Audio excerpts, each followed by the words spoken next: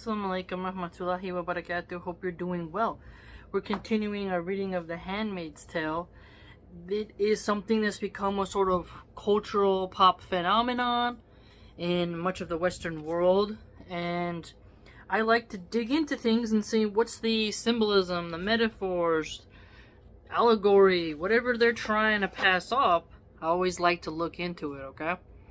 And this is a book that is mentioned a lot by feminists. I mean, it's almost crazy how much they mention it, and a lot of Christians make jokes about it. I've shared some on the community tab to kind of enlighten you on how far this book has made its way into the zeitgeist. Let's begin dissecting it. We're on page 65. Let's begin. Bismillah. I think of the others, those without. This is the heartland. Here, I'm leading a pampered life. May the Lord make us truly grateful, said Aunt Lydia. Or was it thankful? And I start to eat the food. I'm not hungry tonight. I feel sick to my stomach, but there's no place to put the food. No potted plants. And I won't chance the toilet. I'm too nervous. That's what it is. Could I leave it on the plate? Ask Cora not to report me. So here, you see that they're going to be concerned why she's not eating. And the fear she has of being reported for not eating the food. She has to go by the means of wanting to hide it but can't. So you're beginning to notice the control of how much the handmaids have around their life. I chew and swallow, feeling the sweat come out. In my stomach, the food balls itself together, a handful of damp cardboard, squeezed. So it's just kind of hinting at its blandness and such. But if you look at how Gilead is in a war, right? They are in the heartland. They're kind of in the capital. They're not really feeling the brunt of the war. You have to be thankful for the food you have. Bland food isn't fun, but when you're hungry, you'll be surprised what you'd eat. Downstairs in the dining room, there will be candles on the large mahogany table. A white cloth, silver, flowers, wine glasses with wine in them. There will be the click of knives against china, a clink as she sets down her fork with a barely audible sigh, leaving half the contents of her plate untouched. Possibly she will say she has no appetite. Possibly she won't say anything. If she says something, does he comment? If she doesn't say anything, does he notice? I wonder how she manages to get herself noticed. I think it must be hard. So here you think about the commander's wife, Serena Joy, getting at what do men notice about their wives? Do they care? And contrasting that with how if the handmaid doesn't eat, people are like, wait, what's going on? If the wife doesn't eat, it's not a big deal. So you're sort of seeing the contrast here.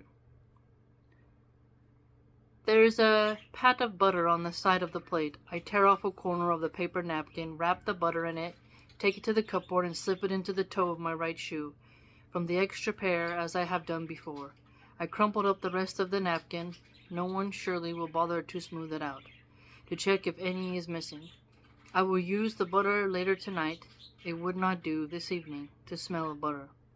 I wait, I compose myself. Myself is the thing I must now compose, as one composes a speech. What I must present is a made thing, not something born. So here, the butter example, I've often made jokes about butter because of the book. So they're not allowed to have moisturizer. Now, if you're like me, every time I wash my hands, I have to put lotion on immediately after. If I don't have chapstick, you know, when it's chilly out, you put Vaseline on your hands, on your feet. I'm really into moisturizer. So if I didn't have that, I would go kind of nuts. Now, the old-fashioned ways of moisturizing your skin was animal fats. Beef tallow is very good to smooth the skin. Okay? And the Amish make a great tallow soap. and I've made a tallow soap before. It's quite moisturizing, I must say. You can also use shea butter. There's different, like, coconut oil, olive oil. The Greeks and Italians really went nuts with olive oil. So, it all depends, but they're not allowed to have that. So the simple luxuries that are taken away from them. And I think that has to do with maybe they would try to ingest it, which would harm the baby. So I think that's why they're stripped of it. Now on chapter 13, we begin. There is time to spare. This is one of the things I wasn't prepared for. The amount of unfilled time. The long parenthesis of nothing. Time as white sound. If only I could embroider, weave, knit, something to do with my hands. I want a cigarette. I remember walking in art galleries through the 19th century, the obsession they had with the harems.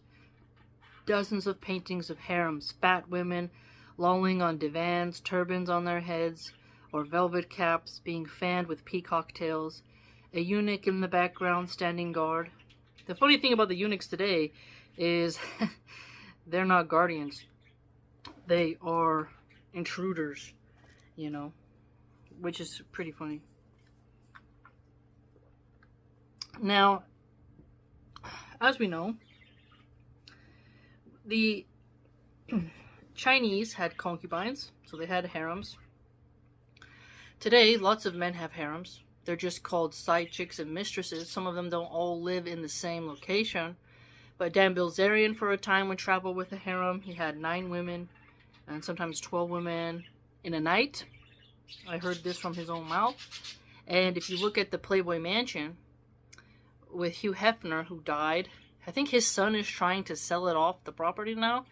But we were shown that as young girls, The Playboy Bunny symbol, the logo, was something a lot of girls wore to school. And you'd go to the tanning beds, they'd give you a sticker of a Playboy bunny, and you'd put it kind of like lower, like where your underwear line is, where your thong strap would be. And when you'd go tan, and if you always put the sticker there 4 times a tanning, you'd have the mark of the Playboy bunny. And this was something a lot of girls did. So the idea that only Middle Eastern men liked harems is just not true. I think it's just something very natural for men to want variety. You recall an Alexander the Great movie with Colin Farrell and Angelina Jolie and Anthony Hopkins. They're the Persians, I believe they were. The Macedonians went over there. They had a lot of beautiful women in the harem of the guy. So it's something that has happened for a long time, and Islam has made it where you can have 4 wives, but I don't know the rules around concubinism, because I know that they can, what your right hands possess, men are allowed to have that. So, it's just something natural, and it's fascinating, because monogamy, if you really look at it, not from a female perspective, but from a male perspective, I guess a very difficult thing to do. Having the same person, like you get married at 18, let's say, you live to 90, the same person every day. I mean, that can get quite hard. And then the women, if you have money, women are throwing themselves at you, tempting you. Like, there's tons of women who openly say they don't care that they're homewreckers. They want to sleep with that guy, they do it. So, I would argue that monogamy is the harder system. Very hard. Their celibacy is the hardest, like for priests, and nuns. It must be very difficult if you start at a young age. And then monogamy is very hard. Women are more possessive. I have the same guy. I love him, romance. But it's just very difficult for men. But the way she's talking about harems here, you're like, what's going on? Now, these commanders, they don't have harems. They have a wife, and they're allowed to have a handmaid if they qualify, because they're trying to repopulate Gilead. Okay? And she has a craving for cigarettes. So cigarette smoking is something that I've looked at in art, and women smoking was seen as like a very posh thing. There's a whole fun journey you can go on looking at the propaganda of how doctors would recommend smoking, and lung cancer rates skyrocketing, especially in the 1950s art.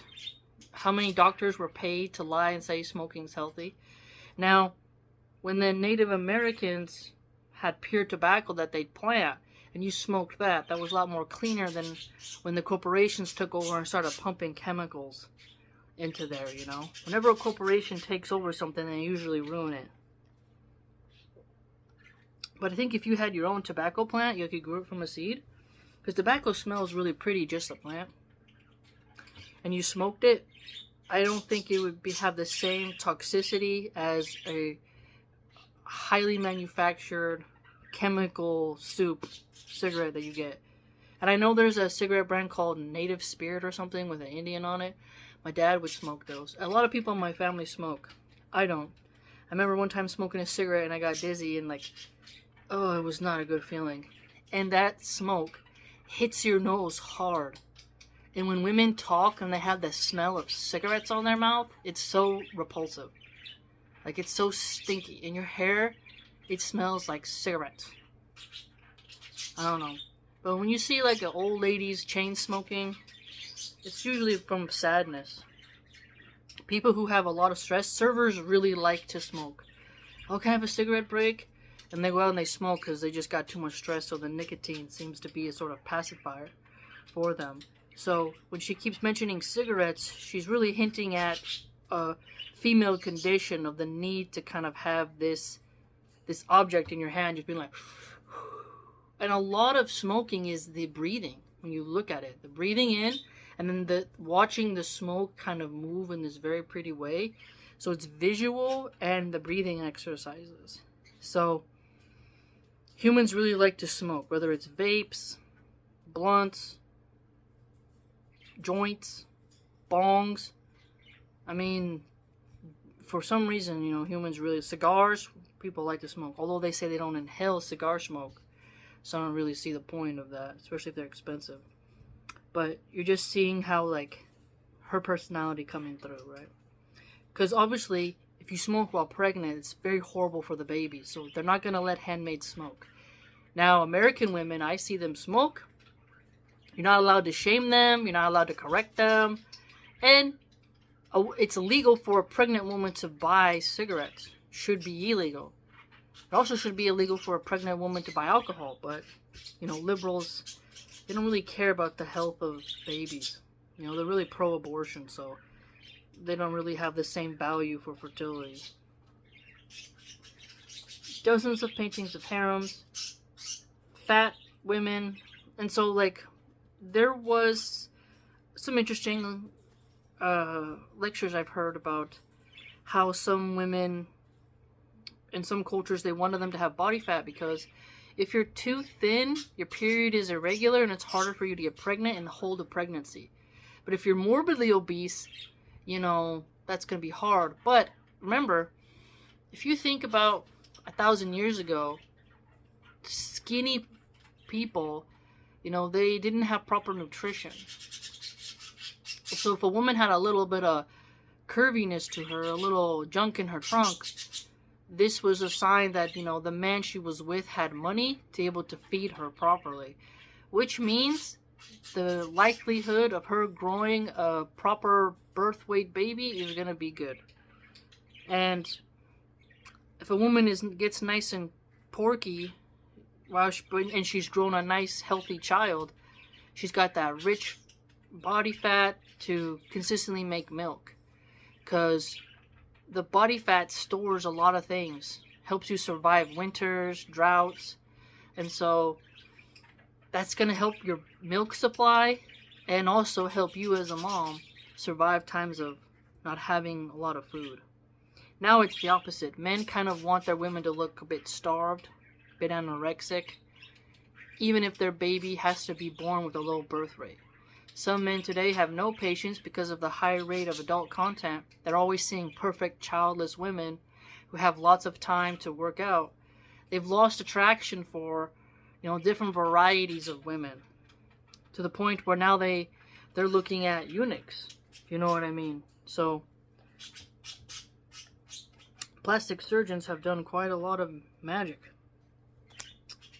Velvet caps, and then you see the peacock tails being fanned with that. Very luxurious. You gotta remember that there was no air conditioning back then, so having someone to be able to fan you is quite nice, you know. The reason why these men had to be eunuchs was so that they didn't impregnate the women. Studies of sedentary flesh painted by men who never been there. Well, they don't have to be there, they can visualize it. If every artist had to paint something they saw in front of them, then art would really struggle, because a lot of fantasy paintings are beautiful and they don't always, it comes from their imagination. Like, whoa, there's different types of art. Someone who can paint a tree with their photographic memory, or somebody who can paint while they're looking at it, and some people, they just flow and they let the art come out itself on the canvas. These pictures were supposed to be erotic, and I thought they were at the time, but I see now what they really were about. They were painting about suspended animation, about waiting, about objects not in use. So see how she gets the feminist angle? The woman's body is an object. It's not being humped, so it's not in use. It's sort of degrading. Okay. See, what makes me upset is that to be in a harem would have been a lot better than gathering sea salt or gathering fish from the sea, or oysters, or cockles. The amount of hardcore labor and suffering that women had to endure was terrible. And if you were hot, you were attractive, a guy who could afford a harem could literally rescue you, and you were be able to relax, look beautiful, and have intimacy. Think about that. Think about it. Would you rather, if you're a woman, so many will say, like, I'd rather work in a sewage plant than be in a harem. I'm above that. But they never actually do that. If that was true, why do so many women sell pictures of themselves for $5 a month? Why is it that we're at record levels in humanity of women selling access to themselves, whether it's digitally, in strip clubs, in brothel, massage parlors, PDD parties? Like, women will use their clam first before their brain. And this is evident just by the sheer fact that the internet has shown what women will go to get money. Okay? Women will show their cleavage and be in booty shorts on Instagram, hoping that some NFL player, NBA star, will DM them and fly them to Dubai. They show their goods, hoping to catch a man, hoping to get gifts, hoping to be a sugar baby, okay? So when this feminist is like, they're not in use, so they're just relaxing. So if women work in a sweatshop in China, North Korea, Malaysia, wherever the heck they are, Indonesia, and they're like, man, she's pretty, and a guy comes and says, you know, do you want to be my fourth wife? You think she's going to say, no, let me stay in this crappy job where I'm working 12 hours a day, and I hate my life, and I'm under this fluorescent light, and he has a nice villa or something very relaxing, and she can have babies, have intimacy, and have a nice, softer life. You think she wouldn't want that? How does that make any sense at all? See, now, they were paintings about boredom. Now, she's contrasting here, remember. She wants to weave, knit, do something with her hands. If you recall, I have told many women that they have to use their hands as housewives in order to do something. Okay? Because that helps you not get cabin fever, they call it. Helps you not get feeling isolated and lonely. Crafts, hobbies, you name it. I do a lot of reading. I have pets. You know, birds. Paintings. We have, like, knitting. We got all kinds of stuff. Whittling. I got all kinds of things I can figure out to do. Okay? And that helps me use my time. Now, She's trying to compare, you really look at it, a handmaid to being part of a harem. The women in the harem were allowed to be more beautiful than the handmaids. The handmaids are used for surrogacy. That's really it. And because they are prone to violence, they have to be stripped of violence upon others and violence upon themselves. They have to be stripped of items that they can use to hurt people. And the harems, if you look at it, just historically, they're allowed... A woman gets to sit down and just be beautiful and doesn't have to toil in the drudgery. I don't think that that's bad. And the handmaids are not allowed to talk to anybody and form relationships. But if you're in a harem, you have the other girls to talk to. You have other girls to talk to. And you start to form friendships. Right? You see this here. So she tries to form a relationship with Korra. Right? Now, if you're in a harem, there's no rules I've seen ever written down where women in the harem can't talk to each other. In fact, they had separate buildings, some of them, where like the women were together, and being surrounded with beauty, it's not that bad. Being surrounded by women who are pretty and they're being clean, what's nice fruits around, soft carpets, that's not a bad life, okay? What's worse is when you're like a nurse who has to work with really cunty, bitter nurses. Like, that's harder than being in a harem, right? If you look at the women who are in the Playboy Mansion, sure, there's probably some catfights and gossiping and drama, but you get to work on being attractive. That's your main goal. You get to escape, you know, being a cashier at CVS, or, you know, working at Starbucks and a homeless guy, you know, pissed on the bathroom floor and now you gotta go clean it up. Really look at how she's framing it here, because women have always used their beauty to escape poverty. Today, that is more evident than ever. And even you'll see women who... It was crazy. I saw a report where a female police officer was still selling pictures of herself nude to earn extra money. She has a job as a police officer, but she still had the compulsion to expose her flesh and get money from men for it. I mean, there's countless preschool teachers. Women will still have a job where they earn, but they still desire to be seen as beautiful, to be wanted, to have a lure. They crave it. They crave that attention. That's why being a Muslim woman is one of the most noble things, because you don't really use your beauty as in the same way as a kafir, right? Now, everyone was going to be bored. You're going to tell me working in a cubicle, okay? Nancy comes over and says, I need those progress reports on my desk by 12, okay? And you're just like, and you're like, ugh, this is horrible. Fight Club, if you look at that movie Fight Club with Brad Pitt, does that guy's office job look fun? No. In fact, there's more conscious art about the drudgery of corporate life than any other field. Okay? Now, people will capture the farmer, like, working hard with his scythe, you know, taking down the wheat. But it's outside and it's seen as, like, a wonderful struggle. But corporate structures are... The artists have a great way of capturing the monotony, the drudgery, the dreariness, the just horribleness of it. Okay? This has been captured in Hollywood countless times.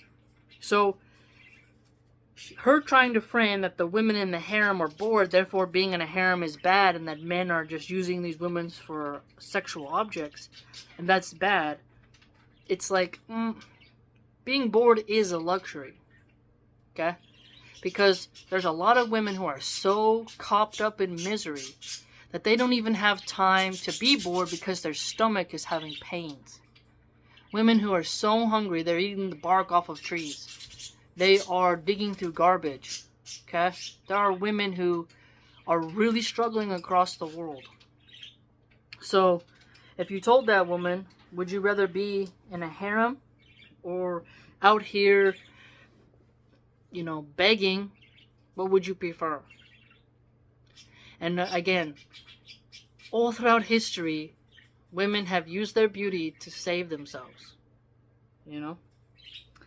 There are paintings about boredom, but maybe boredom is erotic when women do it for men. See? For men. It's erotic when we do it for men. Okay. Something interesting. Let's get into a little psychology here. You're a woman, you're looking pretty, right?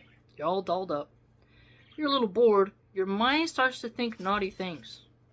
You know? And some men have this as well, where they'll be working in their home, or like at home they're doing something. The wife isn't there, or they're not married, but there's no one else home. They suddenly have this feeling to want to go and, you know, do stuff with their hand. And it's an interesting phenomenon, because suddenly you're busy, you're occupied, and then you're bored, and boop, what comes in your head? I want to do something naughty. Okay? So, boredom does bring in a lot of naughty thoughts. If you're in a harem, certainly you cannot be a prude. So, the opportunity of relaxation lets you be more erotic. But follow me here. Feminists will say, maybe you should help your wife with the housework more so she can rest, so she can have her, what do they call that? My me time, my self-care time, so that she actually wants intimacy. That's what they say. A woman in a harem has lots of leisure. So, part of being leisurely means your sex drive is higher. So, if a man's in a sexless marriage, he's complaining about it, the feminist will say, well, you just don't do enough for your wife. She's tired because you overwork her. Okay? She needs a break, animal. And, I read this article where a woman fell asleep during intimacy with her husband, and it really hurt her feelings, and the women in the comments were like, see, when we say we're tired, it really means it, so don't bother us. So if you're in a harem, you have obviously less duties than the maids who are cleaning where you're at. Your job is to be pretty and, leisurely and in your feminine, reclining in your feminine energy, and being a woman who will enthusiastically accept when the man comes to have a little fun, right? And there's nothing better than looking your best, being fully charged, your body battery is charged, and you're feeling very confident, and then your man comes in for something. Okay? What's worse is when a woman comes home from work and she's like, oh, I had a horrible day, and she smells like the office or her job, and she hasn't showered, and then the husband's like, hey honey, I want a little, how you doing?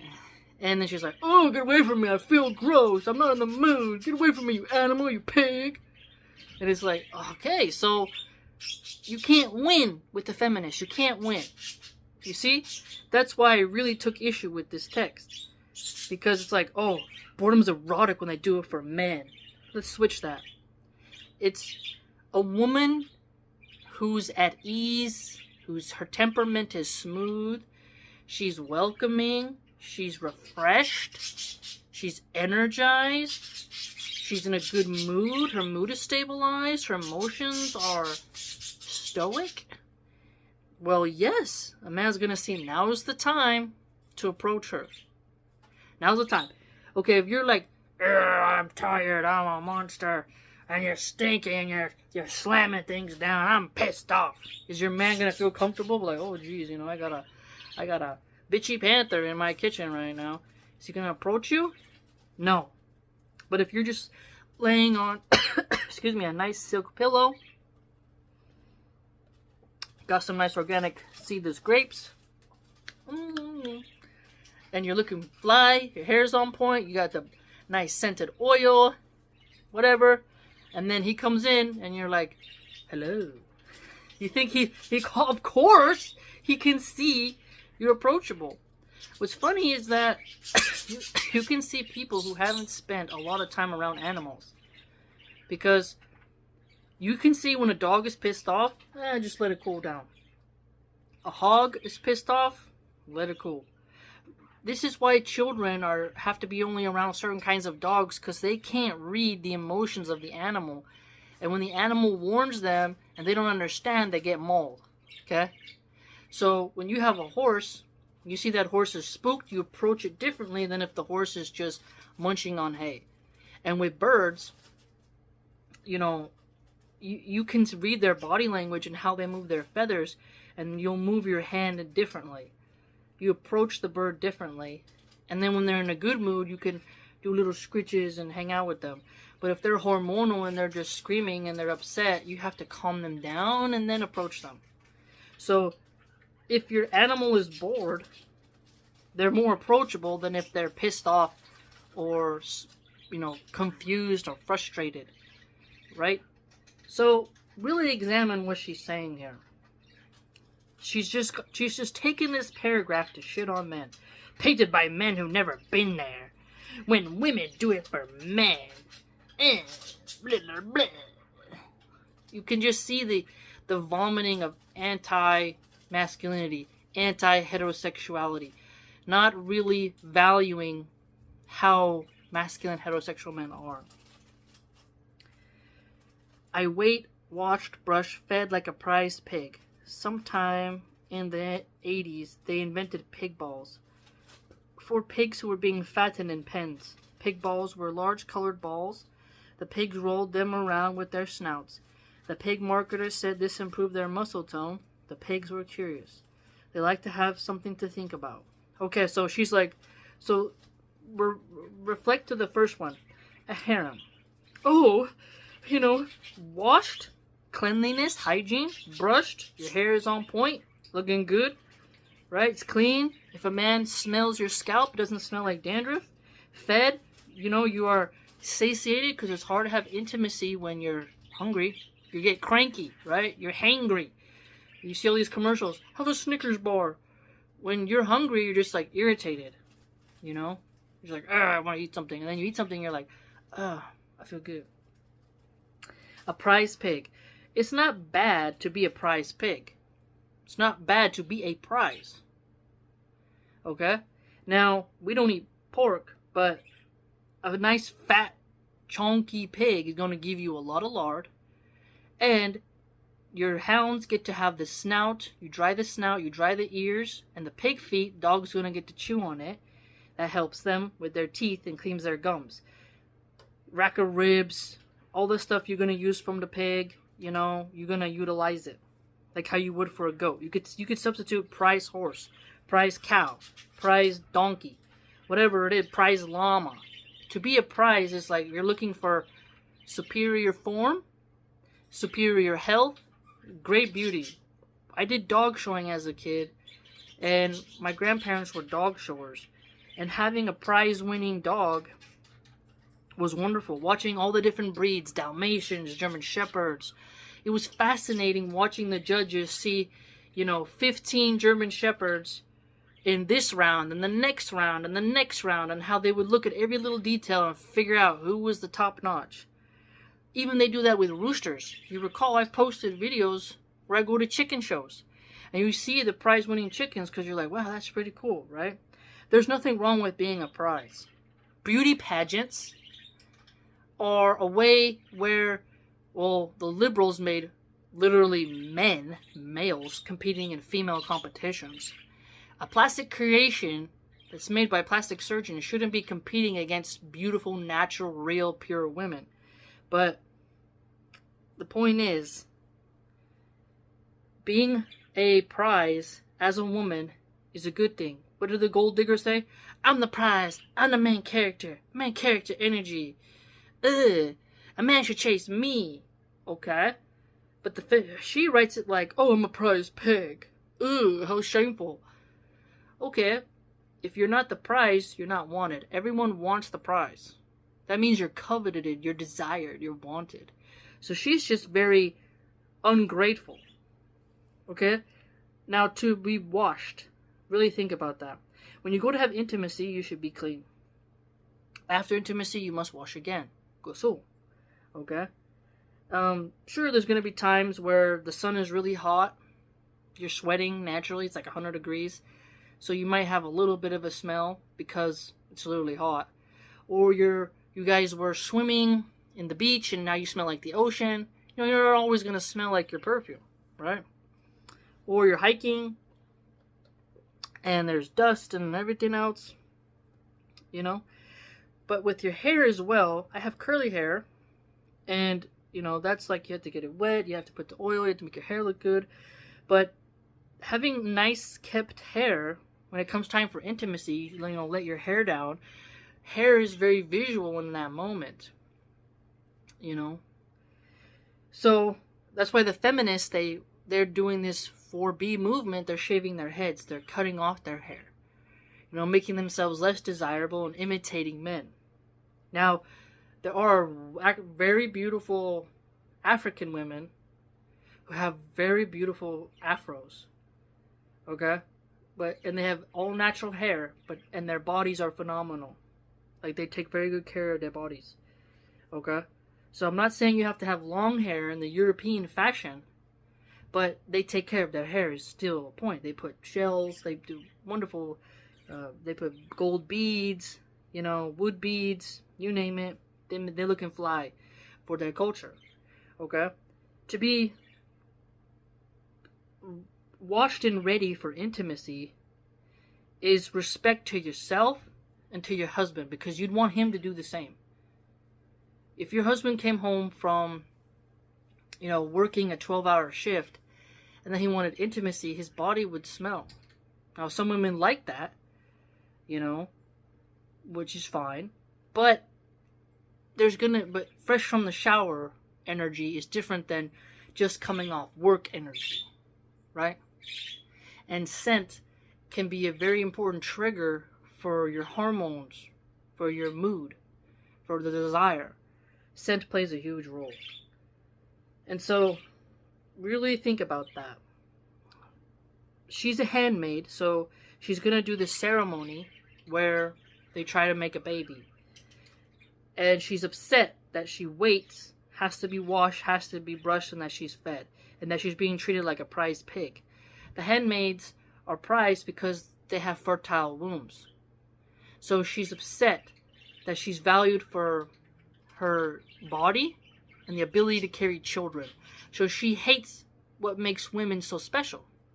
Women are special because of our beauty and our ability to birth humans. And it's a very feminine spiritual thing to be like, I want to be beautiful, and I want to be desired, and I want my husband to approach me for intimacy, and I want to have healthy, happy children, and I like the capacity to have children. That's a very normal thing to want. No one says, I want to be unwanted, I want to be my hair crazy, and I want to be dirty, and I just want to be disgusting.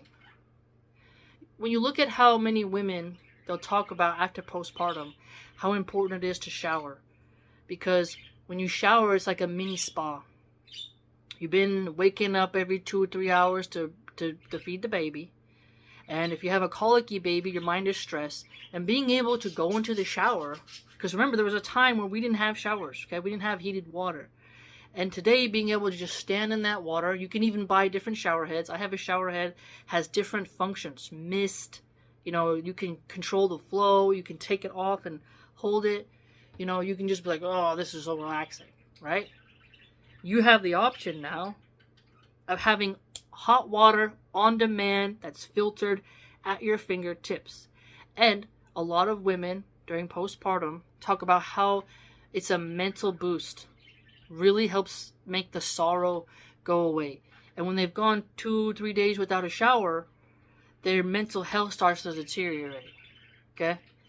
Being stinky and dirty, it's very harmful for women. And when a woman has gotten stinky and dirty and her hair is crazy, you know she has depression. If that depression keeps going, she's going to get mental illness. Right? So, you know, you look at warning signs. You love your friend, right? She's your friend. You're like, hey, I can see she's letting herself go. Her hair, she stinks. Let's intervene here. Let's see what's happening to her.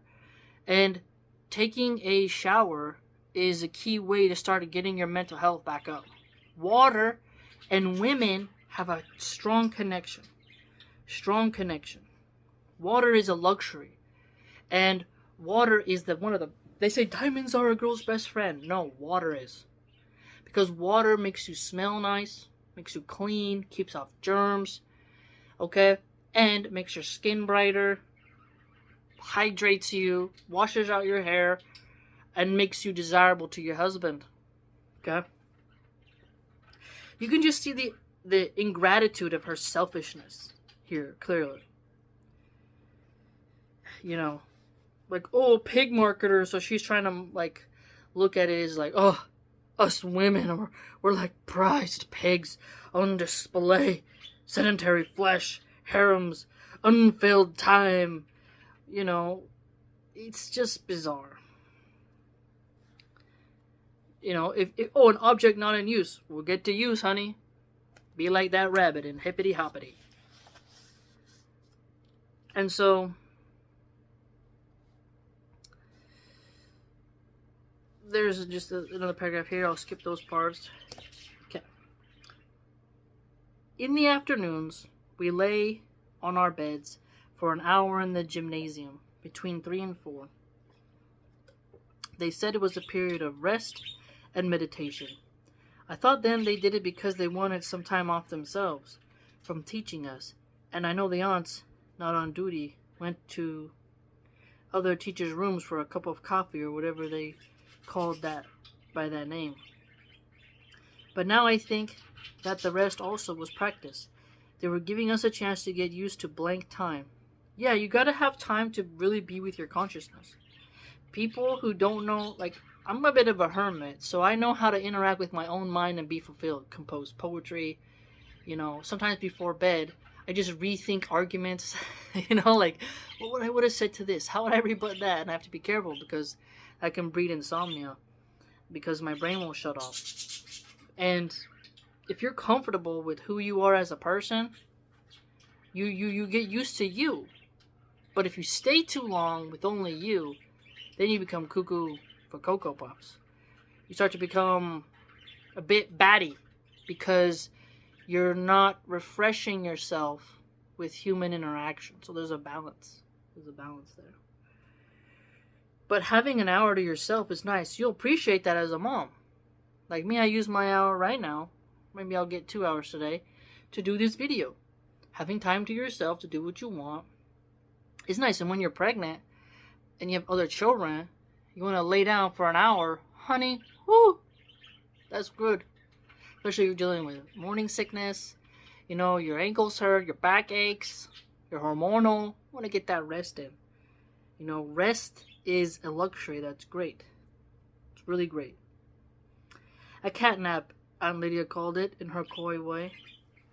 The strange thing is, we needed rest. Many of us went to sleep. We were tired there a lot of the time. We were on some kind of pill or drug, I think, they put in the food to keep us calm. But maybe not. Maybe it was the place itself. After the first shock, after you'd come to terms, it was better to be lethargic. You could tell yourself you were saving up your strength. I must have been there 3 weeks when Moria came. She was brought into the gymnasium by 2 of the aunts in the usual way. Now, here we go with the character Moria, who I don't like at all. Who is a typical... She reminds me of a very San Franciscan,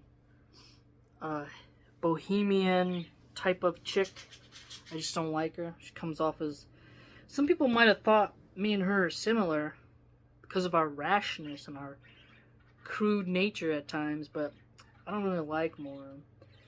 So let's analyze the drugging part.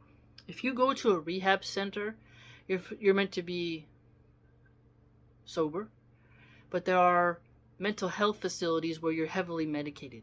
Like Kanye West, if there was a message that his J manager sent him or something, and he even said something about, like, oh, I'm going to put you on so many meds, playtime with the kids will not be the same. Something like that. I didn't document it or archive it, but if you're familiar with the Kanye history, he's been on a lot of meds, okay? And they really try to drug him up. So there are some facilities, no doubt about it, where they drug the patients instead of actually like working on the issues. You know, some people do have the approach of just drug them, pump them up full of pills.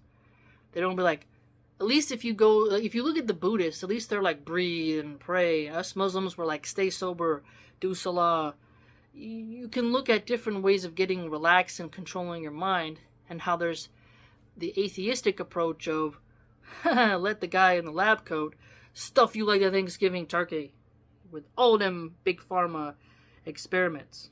So she isn't sure that they drugged him up, but in the second book, you get hints at that as well. In the usual way, while we were having our nap, she still had her old clothes on, jeans and a blue sweatshirt. Her hair was short. She defied fashion as usual. See the defying fashion? Everyone thinks they're defying fashion when they just don't dress in a unique way, but they're actually being very fashionable by being not normal. If you look at Jaden Smith, he has like a weird style. He wears too many women's clothes. But before that, he'd very strange. You're like, what's going on here? A lot of New York people who are really into fashion, they get weirder and weirder clothes. So if you look at their fashion shows, the new ones, you just see them wearing the most bizarre clothes in their fashion. And there's this comedy called Norseman on Netflix, and there's a guy who's a Viking, and he shaves his head really weird, and he has this whole little bit about fashion. And it's funny, but, fashion is something that we all have, but when you're in the fashion industry, it's a little different, and what people think is fashion all varies, right? Jeans and a blue sweatshirt. Yeah, you may not be looking like you're on the cover of Vogue, but you still tried to color coordinate and, have something going on.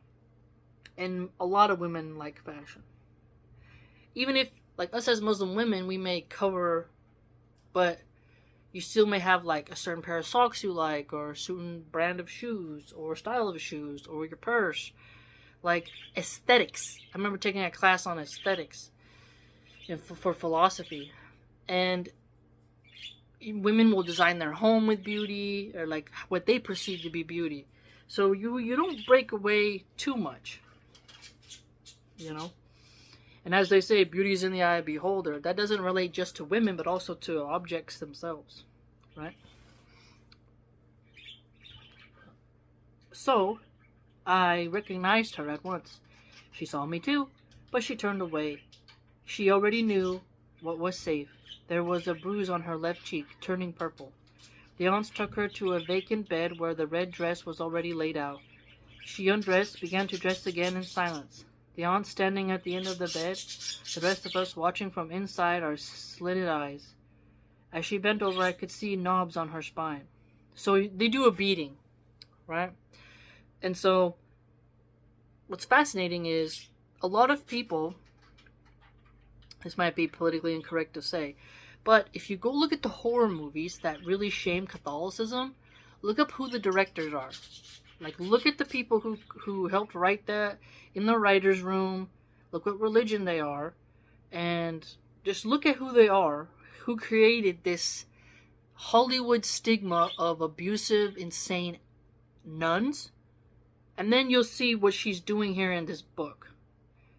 Where I told you that I was right, alhamdulillah. The aunts are basically like nuns. They can't have husbands and they can't have children. And they're dedicated to their faith, to the empire. So nuns in a Catholic theocracy empire, they're dedicated. Like the lady in Game of Thrones, forget her name. But she's like, shame. She like tortures Cersei, right? So Hollywood has done a lot to make nuns seem like control freaks.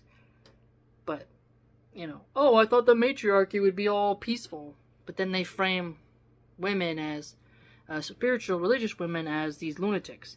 Because to them, the spiritual woman is the harlot who has intimacy with anything and everything. And then the woman who controls her lust she's the prude who takes her anger out on everybody, you know. So you just gotta look at how they frame it here. But apparently, you know, the aunts do some beatings, and that's apparent in the second Buddha as well, with Aunt Vidala. And Aunt Lydia, as she got older, she stopped doing beatings, and she got more of like the carrot and stick method, and more of the political maneuvering type of strategy to get what she wants, and stuff like that. Doing favors, that's how she did her methods for getting women to obey. But it's not unusual for physical punishments to happen, right? Just look throughout history. But she really wanted to make it clear that, in the second book she does this as well, that women are beaten. And that women do beat other women. So, you look at how she frames Gilead, it's like a place where women are beaten into obeying. And physical punishments do work, but they also don't sometimes, because each person has different dispositions. My grandma would be really nice, I wouldn't really listen. She wasn't really a good grandma because she was kind of in her mental illness and she just kind of ignored me. But she wasn't someone you feared. But my mom, I was like on my best behavior because I knew my mom would whoop me. And she ain't gonna play. And she's taller than me. She's very tall. And she ain't gonna play. She fights like a street fighter. She's just, not trying to get in a tango with a dragon, you know what I mean? So when someone can use physical punishment, and I know that there's a physical punishment waiting for me if I do an infraction, yeah, you can be more clever to get around stuff, but sometimes you're like, it's not really worth it, And there's different methods. Like, my dad never, ever shouted at me. His disappointment would work enough. Because he starved me for attention, didn't really pay much attention to me, so the last thing I wanted was to disappoint him. Because he just kind of was not that involved in my life after a while. But when I was around him, I was, trying to be on my best behavior, trying to make him love me, But, you can't force someone to care about you. So each person has, what I'm trying to make clear here, their own ways that they'll learn to obey and follow the rules. Some, it's like, hey, if you get children, you get 5 stickers, you get a prize from the prize box. Others, I told you 4 times to stop. If you don't stop, you're going to get the belt. You're going to get the spatula. And then they're like, oh. Because some kids are very rebellious, and some kids, they don't need too much of, disciplinarianism. It's all on the disposition of the person. And if you look at inmates, when they snap, some inmates, be good, I'll give you some extra stuff in commissary. Okay. Others, you're gonna get beat down from the guards because you keep throwing poop all over your cell. And we're gonna put you in solitary confinement and tie you up in a arm thing. You see what I mean? So you gotta look at it. If you're a violent person and you're combative, you're evoking more anger because it's harder for people to have patience with people who bring out your impatientness. That's the real deal. You can be patient for a while, but after a while, someone you're just like, whack, because they just won't stop. They're trying to provoke you as well. So there's a way you can look at it from multiple angles. So when this author puts Moria and the other women getting beat, you're like, oh, Christians today are very weak. They're not strong anymore. If you look, when I was reading about the Spanish Inquisition, they had all kinds of tools and stuff that they would use, for confessions and all that stuff. They're very different. They burned people at the stake. Hung criminals from, they would line them up and then they would they would have a platform and the town would come and watch them be executed, right? And, it's like you had ways of disciplining people who didn't want to conform to the rules. So every place has their rules. Some don't use violence and some do. But punishments like that do work for some. So she's framing the Christians here in their old ways they used to be, not in the way they are today. Today, you know, I mean, they're just not, they're just very pushovers, you know.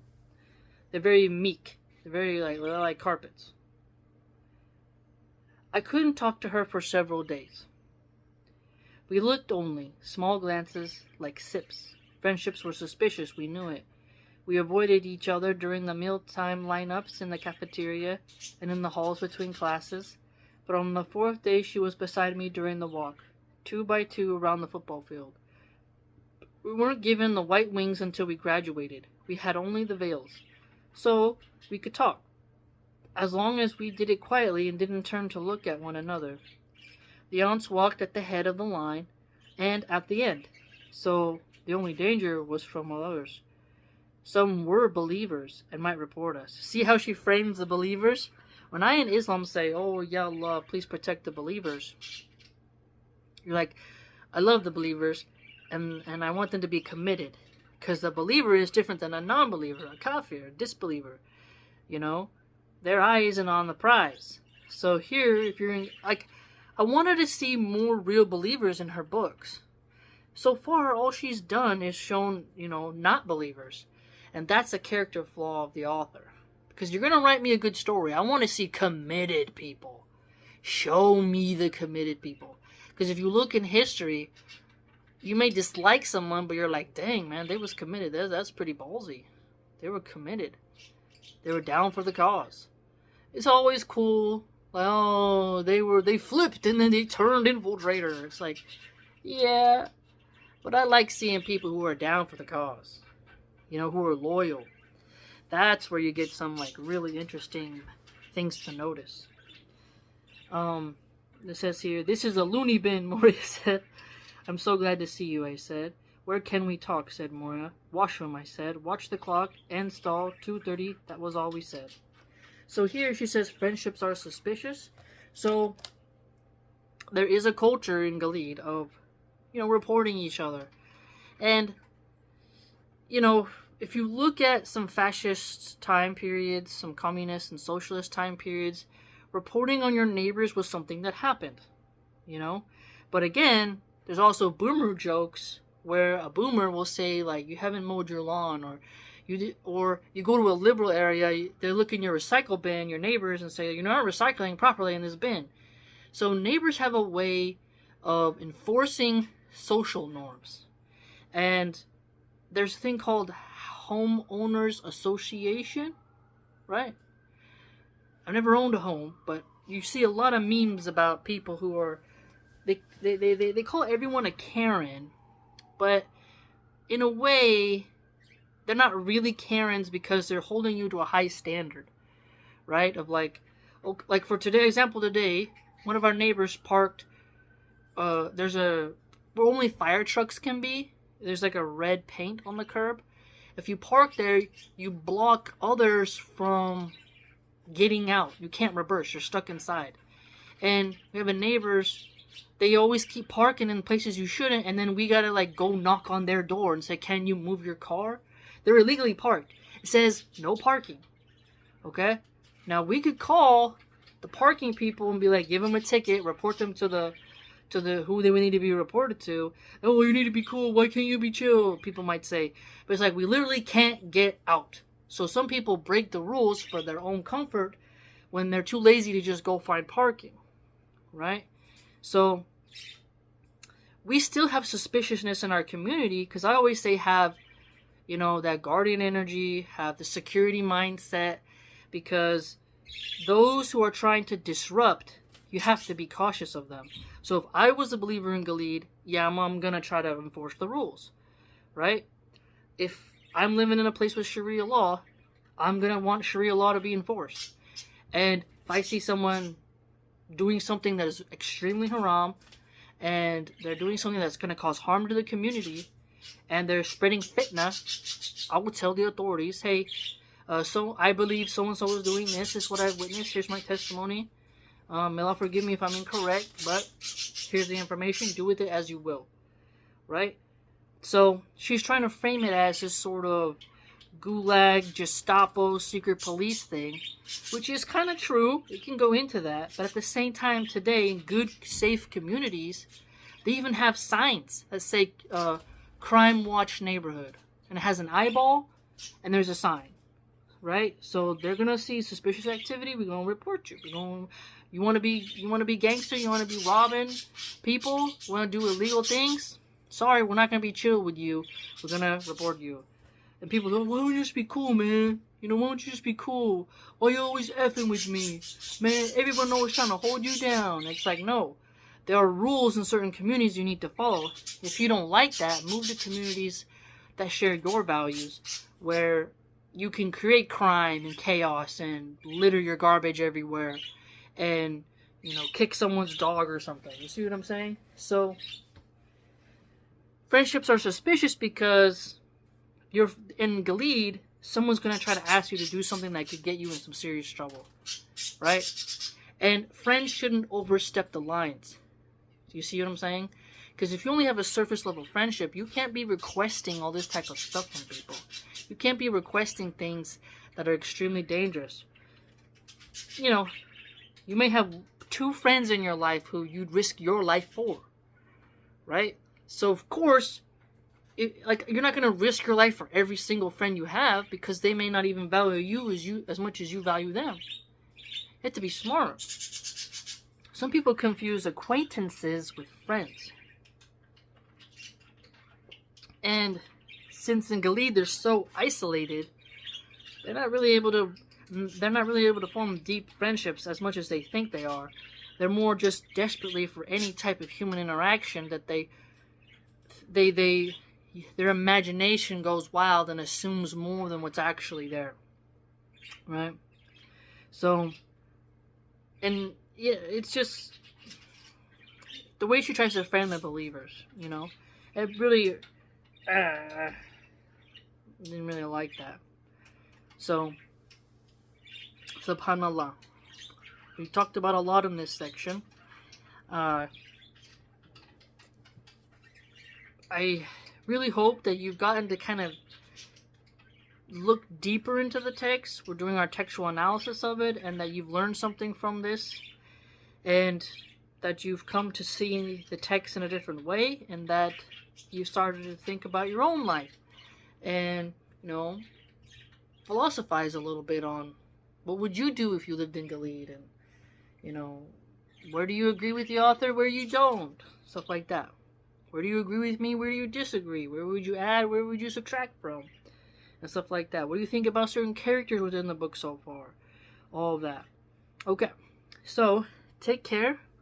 I gotta go do wudu. Have a great day. Please like, comment, and subscribe. If you'd like to support my work, you can go and join my blog, which is www.subscribestar.com/MilahanArchive. Hope to see you there. Kids are on vacation for a week, so I might be able to pump out some extra videos, inshallah. So keep a lookout for that. Take care till next time. Bye.